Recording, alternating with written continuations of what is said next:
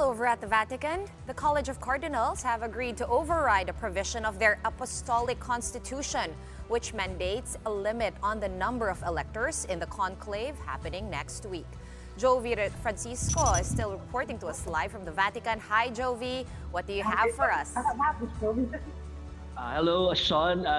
They just concluded the 7th edition of the congregation of the College of Cardinals, and they officially announced the number or the official number of eligible cardinals that will be voting during the conclave next week is 133. Kung tutusin, parang kinakailangan pala talaga nilang ideklara yan because there's this article sa Vatican Constitution that states na 120 lang talaga dapat yung pwedeng bumoto sa conclave ng mga kardinal.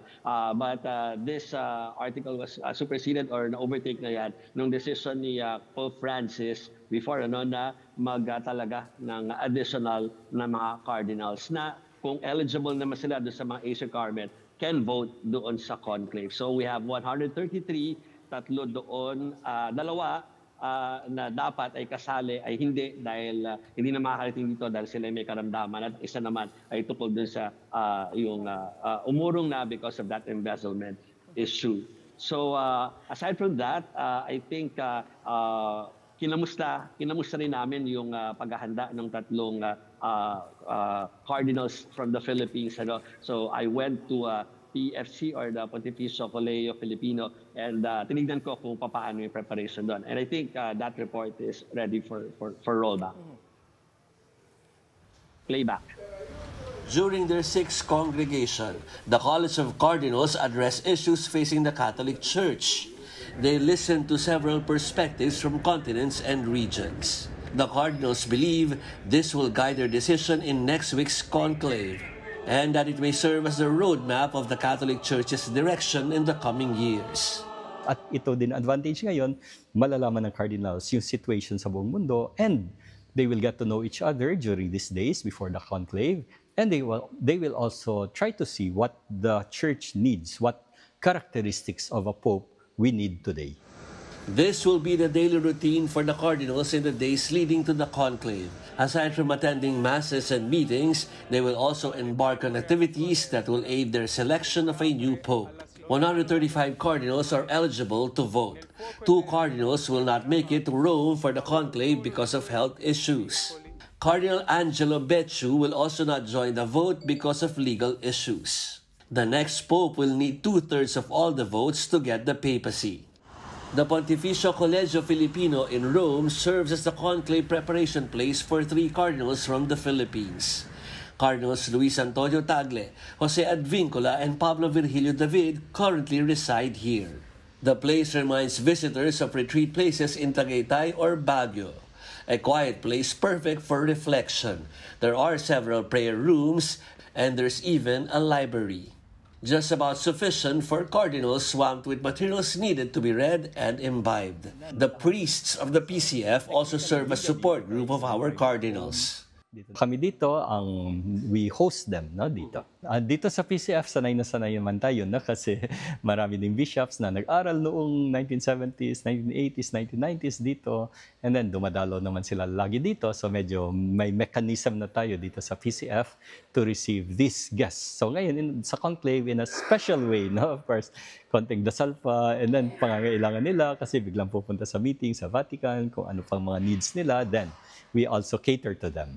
Father Greg understands the excitement of Filipinos about the participation of our 3 cardinals in next week's conclave, but he believes there's only one way to support the cardinals.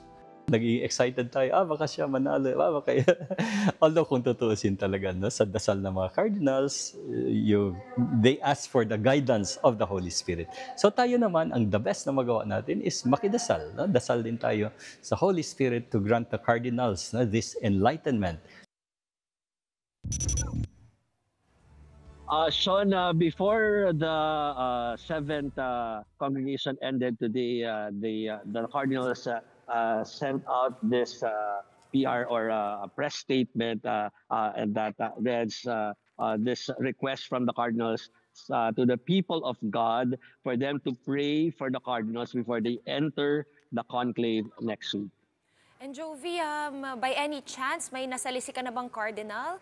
I've seen a few on YouTube no, na pumayag magpa-interview here and there. Pero have they been elusive?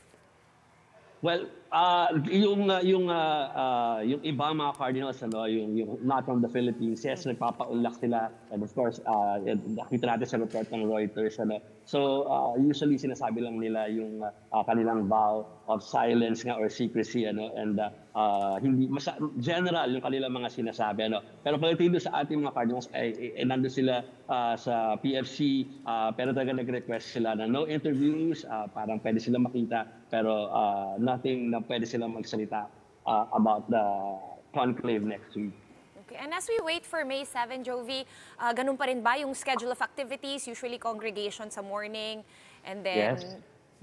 kung ano-ano na sa hapon, no, they separate and they go to their respective offices or organizations?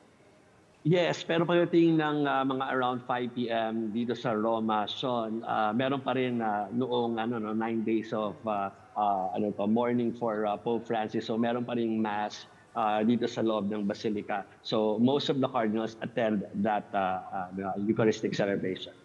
Okay. Have you had a chance to attend one of them? About 2 days ago, after ng report ko, pumasok ko doon to just get some videos. So usually talaga yung mga cardinals doon sa harapan and nagpa-participate doon sa mass na yun. So, All right. Well, what a great opportunity, even though we are still mourning. Thank you so much for that update, Jovi Francisco, reporting to us live from the Vatican. Maraming salamat.